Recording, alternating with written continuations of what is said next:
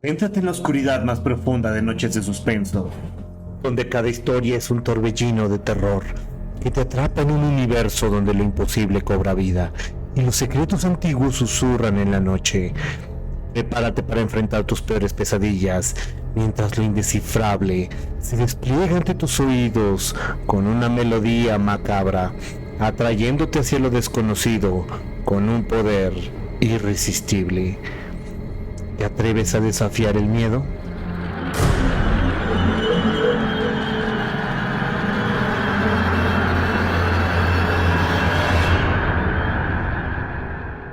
Investigadores rusos a finales de los 40 mantuvieron a 5 personas despiertas por 15 días, utilizando un estimulante basado en gas. Los tuvieron encerrados en un ambiente sellado para monitorear cuidadosamente el uso del oxígeno, de manera que el gas no los matase. Esto fue antes de que existiera el circuito cerrado, por lo que tuvieron que usar micrófonos y ventanas con el grosor de 5 pulgadas para observar a los sujetos. El cuarto estaba lleno de libros, cobijas para dormir, pero ninguna cama, agua corriente, baño y la suficiente cantidad de comida para que los 5 sobrevivieran por un mes. Los sujetos de prueba eran prisioneros políticos y de guerra declarados enemigos del Estado durante la Segunda Guerra Mundial. Todo estuvo bien por los primeros 5 días. Los sujetos rara vez se quejaban después de que falsamente se les había prometido su libertad si aceptaban tomar parte de la prueba y no dormir por 30 días. Sus conversaciones y actividades fueron monitoreadas y los científicos notaron que conforme pasaba el tiempo, ellos hablaban más sobre incidentes traumáticos de su pasado. Después de 5 días, se empezaron a quejar de las circunstancias y eventos que los llevaron a donde estaban y empezaron a demostrar paranoia severa. Dejaron de hablar entre ellos y comenzaron a murmurar de manera alterna en los micrófonos, de manera extraña. Todos parecían creer que podían ganar la confianza de los captores si traicionaban a sus camaradas. En un principio, se creyó que esto era un efecto del gas. Después de 9 días, el primero de ellos empezó a gritar. Corría por todo el cuarto gritando repetidamente por 3 horas seguidas. Después, trató de continuar gritando, pero solo podía dar un grito ocasional. Los científicos postularon que físicamente se había destrozado las cuerdas vocales.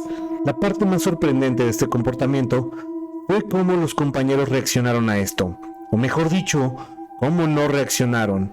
Continuaban murmurando en los micrófonos hasta que el segundo de los prisioneros comenzó a gritar. 2 de los prisioneros que no gritaban tomaron los libros y llenaron página tras página de sus propias heces, de manera calmada. Los pusieron sobre las ventanas del cuarto. Los gritos cesaron de repente, al igual que los murmullos de los micrófonos. Pasaron otros 3 días. Los investigadores checaban los micrófonos constantemente para asegurarse de que trabajaban, porque creían que era imposible no escuchar sonidos con 5 personas dentro. El consumo del oxígeno indicaba que los 5 debían seguir vivos. De hecho, el consumo del oxígeno era para 5 personas que hacían ejercicio extenuante. En la mañana del 14º día, los investigadores hicieron algo que no debían hacer para llamar la atención de los prisioneros. Utilizaron el intercom dentro del cuarto, esperando provocar respuestas de los prisioneros, pues temían que estuviesen muertos o en estado vegetal. Anunciaron: abriremos el cuarto para probar los micrófonos. Aléjense de las puertas y acuéstense con las manos atrás del piso, o se les disparará. Se les otorgará la libertad a uno de ustedes si obedecen. Para su sorpresa, escucharon solo una frase con voz calmada: no queremos ser liberados. Hubo un gran debate entre los investigadores y fuerzas militares que financiaban el proyecto, sin poder provocar más respuestas utilizando el intercom. Finalmente, se decidió abrir el cuarto a la medianoche del día número 15. Se limpió el gas del cuarto y se llenó de aire fresco. Inmediatamente las voces de los micrófonos empezaron a objetar. 3 voces diferentes rogaban por la vida de sus seres queridos, que encendieran el gas nuevamente. Se abrió el cuarto para sacar a los prisioneros. Gritaron más fuerte que nunca, al igual que los soldados, cuando vieron lo que había dentro. 4 de los sujetos seguían vivos. Las raciones de los pasados 5 no habían sido tocadas. Habían pedazos de carne de las costillas y las pantorrillas del sujeto muerto, colocados dentro del drenaje del centro del cuarto y bloqueándolo, permitiendo que 4 pulgadas del agua se acumularan en el piso. Y los 4 sobrevivientes también tenían pedazos de piel y carne arrancada de sus cuerpos. La destrucción de los tejidos y la explosión de los huesos en la punta de sus dedos indicaba que las heridas fueron infligidas por las manos y no con los dientes. Como era de suponerse al examinarlos, se descubrió que la mayoría de las heridas fueron autoinfligidas en su mayoría. La piel y los órganos de detrás de las costillas fueron removidos, mientras que el corazón, los pulmones y el diafragma seguían en su lugar. El tracto digestivo de los 4 sujetos podía verse trabajar, dirigiendo comida. Rápidamente se hizo aparente que estaban digiriendo su propia carne, y que ellos la arrancaron y se la comieron en el transcurso de los días. La mayoría de los soldados eran fuerzas especiales rusas en las instalaciones, pero aún así, muchos se negaron a regresar al cuarto para sacar a los prisioneros. Estos, sin embargo, insistían a gritos que los dejaran dentro, y de manera alterna rogaron y demandaron que encendieran el gas nuevamente para evitar quedarse dormidos. Para sorpresa de todos, los sujetos pusieron una resistencia feroz durante la extracción. Un soldado ruso falleció cuando uno de los sujetos le mordió el cuello. Otro fue gravemente herido cuando otro de los prisioneros le mordió la arteria femoral y los testículos. Otros 5 soldados perdieron la vida. Durante la lucha, uno de los prisioneros dañó su vaso, sangrando de manera casi inmediata. Se intentó sedar al sujeto, pero fue imposible. Se le inyectó más de 10 veces de la dosis humana de morfina, y aún así luchó como un animal rodeado, rompiendo las costillas de un brazo del doctor. Se veía latir su corazón al máximo por 2 minutos completos, mientras se desangraba, y continuó gritando por más de 3 minutos, atacando a quien se le acercara, repitiendo la palabra más, una y otra vez, cada vez más débil, hasta que cayó el silencio. Los otros 3 sobrevivientes fueron inmovilizados fuertemente y llevados a las instalaciones médicas. 2 de ellos, con cuerdas vocales intactas, demandaban continuamente más gas para permanecer despiertos. El más herido de los 3 fue llevado al único de los cuartos de cirugía que había en las instalaciones. En el proceso de su preparación para colocar nuevamente sus órganos en su lugar, se notó que el sujeto era totalmente inmune a los sedantes. Peleó furiosamente cuando el gas anestésico se le estaba colocando. Se necesitó un poco más de anestesia de lo normal para sedarlo, pero al momento que sus ojos se cerraron, su corazón se detuvo. En la autopsia, se encontró que en su sangre había 3 veces la cantidad normal de oxígeno. También se le rompieron 9 huesos en la lucha para no ser controlado. El segundo sobreviviente era el que primero gritó del grupo. Con sus cuerdas vocales destruidas, no pudo objetar la cirugía y solo reaccionaba agitando violentamente la cabeza, en desacuerdo cuando se le administraba el gas anestésico. Afirmó violentamente con la cabeza cuando alguien sugirió hacer la cirugía sin anestesia y no reaccionó durante la misma, que duró un aproximado de 6 horas, en la cual se intentó reemplazar sus órganos abdominales y cubrirlo con lo que quedaba de su piel. El cirujano afirmó que era médicamente imposible que el sujeto siguiera con vida. Una enfermera aterrada que ayudó en la cirugía comentó que la boca del paciente formaba una sonrisa cada vez que sus ojos se encontraban. Cuando la cirugía terminó, el sujeto miró al cirujano y empezó a hacer sonidos fuertemente, como tratando de hablar.